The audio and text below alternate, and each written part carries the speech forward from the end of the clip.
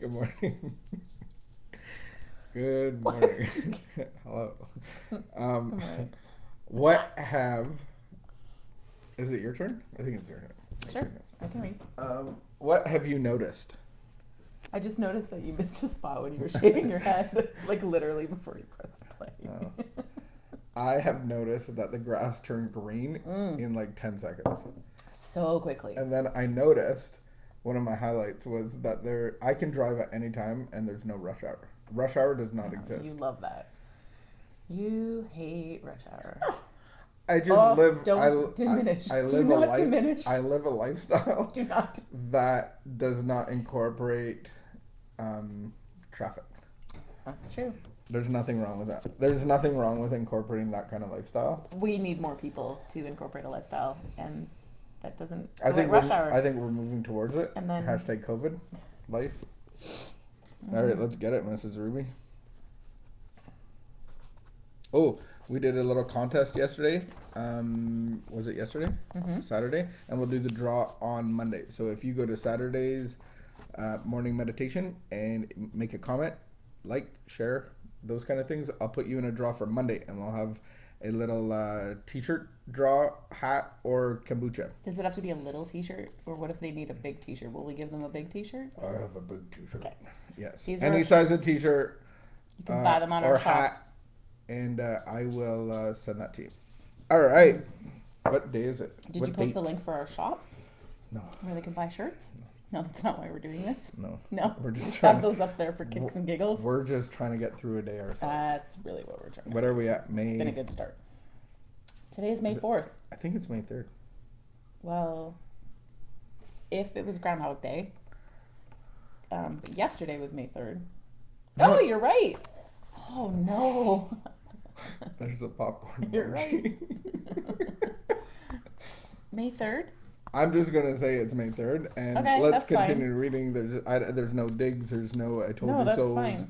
There's no. You're wrong again. This is the only reason I have an inkling what day it is. Inkling of a clue. Inkling.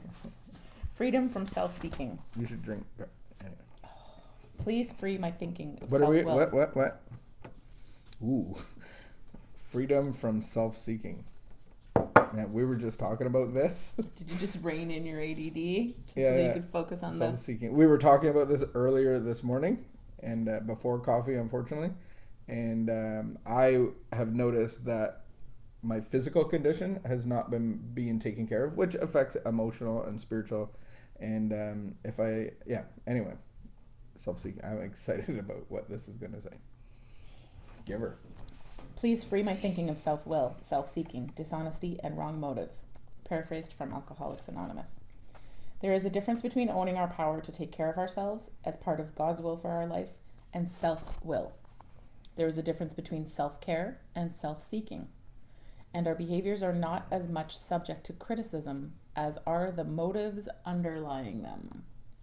There is a harmonic, gentle, timely feeling to owning our power, to self-care, and to acts with healthy motives that are not present in self-will and self-seeking. We will learn discernment, but we will not always know the difference. Sometimes we will feel guilty and anxious with no need. We may be surprised at the loving way God wants us to treat ourselves. We can trust that self-care is always appropriate. We want to be free of self-will and self-seeking, but we are always free to take care of ourselves. Ouch. God, please guide my motives today and keep me on your path. Help me love myself and others too. Help me understand that more often than not, those two ideas are connected.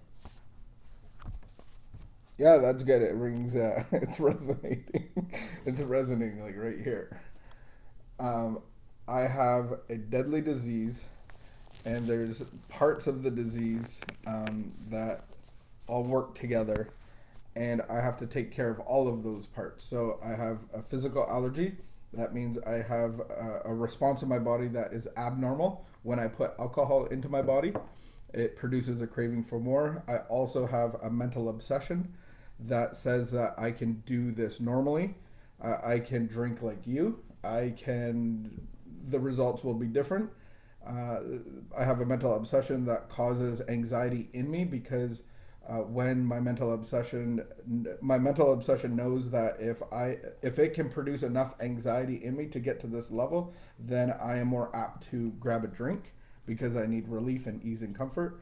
But then those two on their own are manageable, but what makes it unmanageable is I have a spiritual sickness. And so because of my spiritual sickness, I'm looking for comfort. I'm looking for a solution all the time. And so when I incorporate alcohol into that for 15 years, then I have the tendency to always go back to that. So what I realized is that since I got sick when did I get sick? At the beginning of COVID for 6 days. And I went off of all my physical routines. And then I woke up to the world imploding. And I was like, well, what's the point? And I'm an intermittent faster.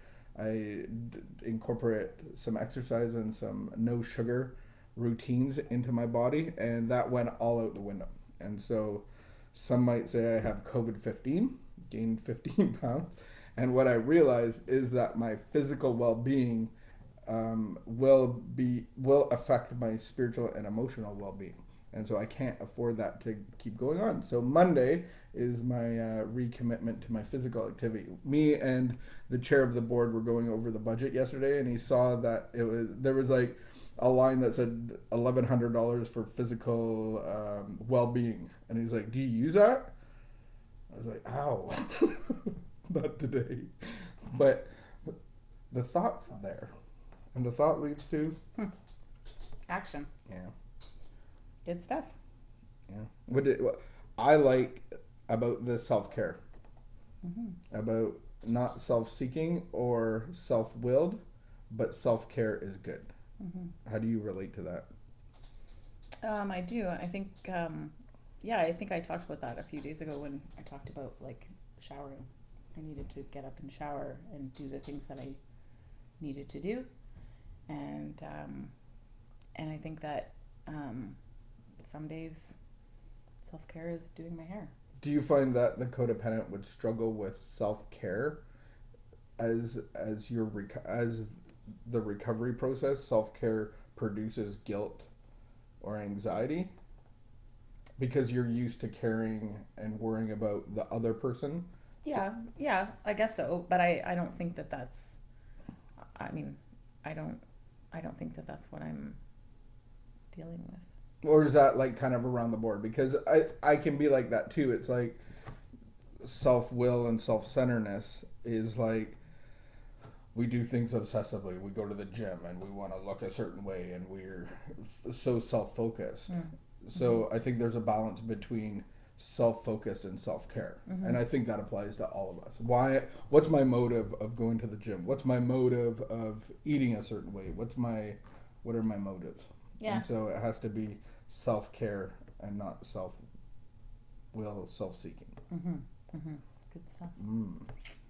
Anything else? I don't think so. We can wave the white flag. Oh, that's the wrong one, but I like that. Waving the white flag. That's tomorrow.